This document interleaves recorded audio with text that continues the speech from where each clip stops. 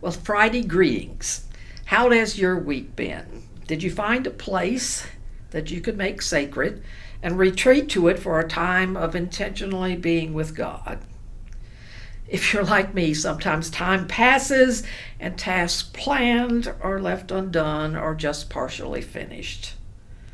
You may be more organized and disciplined than I am, so if that is so, I commend you and am envious of you.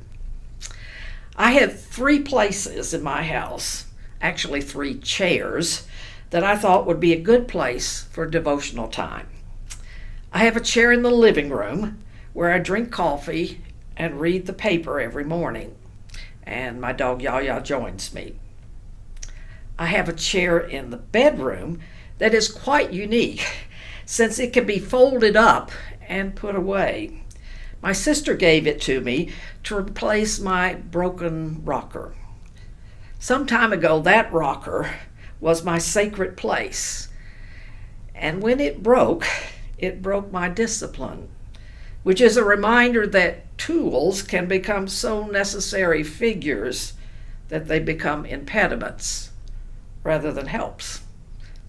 So it's not that important where you choose. We humans are indeed strange. In the space in the bedroom where the broken rocker used to be, I have another rocker from my daughter's house that my husband finished. It's the one I've chosen. There's a table beside it that my father made and a couple of candles. At least for now, that's my choice. This week, I hope we can tackle the question of when and how long we should set aside for our intentional time with God. This has always been the hardest question for me. Every idea I have seems to run into complications. There, unfortunately, is no perfect time, at least for me. So these are some questions you might want to answer as you determine when and how long. What time of day is flexible enough for you to be able to retreat? What time of day are you at your best?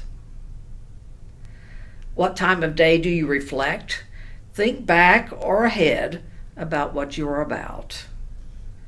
And would a longer time, less frequently, fit you better? So perhaps these will help you as you determine your time. I can tell you the classic reminder or the classic recommendation for meditation is to engage for 20 minutes in the morning and 20 minutes in the evening.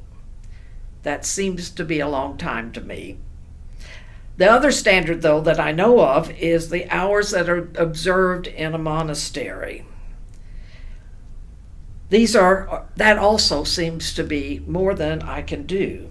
But if you're interested, there are a number of books that can suggest to you how you can adapt the monastic orders to modern life.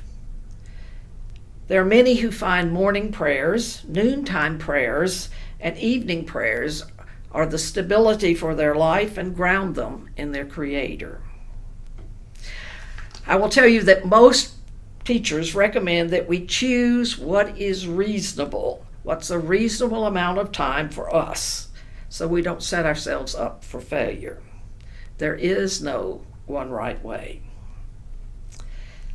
Every time I think of establishing this routine, I am reminded of my uneven schedule, my moody nature, and my love of diversion. All of these are parts of my way of living, and they suggest to me that finding and keeping a regular time for prayer and meditation is really important. Our anxious times that we live in likewise suggest to me that a time of quiet mindfulness is an important ingredient in maintaining our equilibrium. I have been struck in watching TV and seeing the commercial calm, selling what spiritual masters have for centuries told us, that it is essential to have a time of meditation and a time of mindfulness if one is to live well. I also remember a line that I read in a book by Father Keating some time ago. He was one of the early proponents of contemplative prayer, recommending it to the general public. He said, "If you can't find 15 minutes a day to spend with your Lord, perhaps you shouldn't call yourself a Christian." That hurts. So I suggest give it a try. Any time, place can be for you the right way. Pick a time that seems to fit your temperament and schedule, and give it a chance to grow. This week, I suggest that you go at your appointed time to the place you have chosen and invite God, by whatever name seems right at the moment, to be with you. Begin by becoming aware of your breathing. Perhaps count your breaths. Feel your body. Begin to let go. Then pray. Talk to God. Let your mind wander.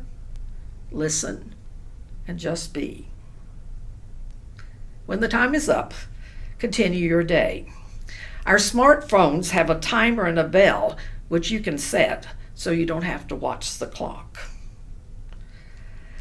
Be assured you won't find any obvious change immediately in your life, and it may indeed feel strange and a waste of time, but give it a chance. Those who have practiced taking time to be with their Creator in an intentional way continually tell us that it is essential to their growth as human beings, their productivity as members of society, and their grounded relationship with God. So I hope you will try, if this is not a part of your life now. And I hope if you already have this discipline, that you will take the time to find the giftedness in your time with God and adjust if it seems necessary. Next week, I want to talk about prayer. What does it mean to be in communion with God? So blessings, stay safe, connect with others and our God.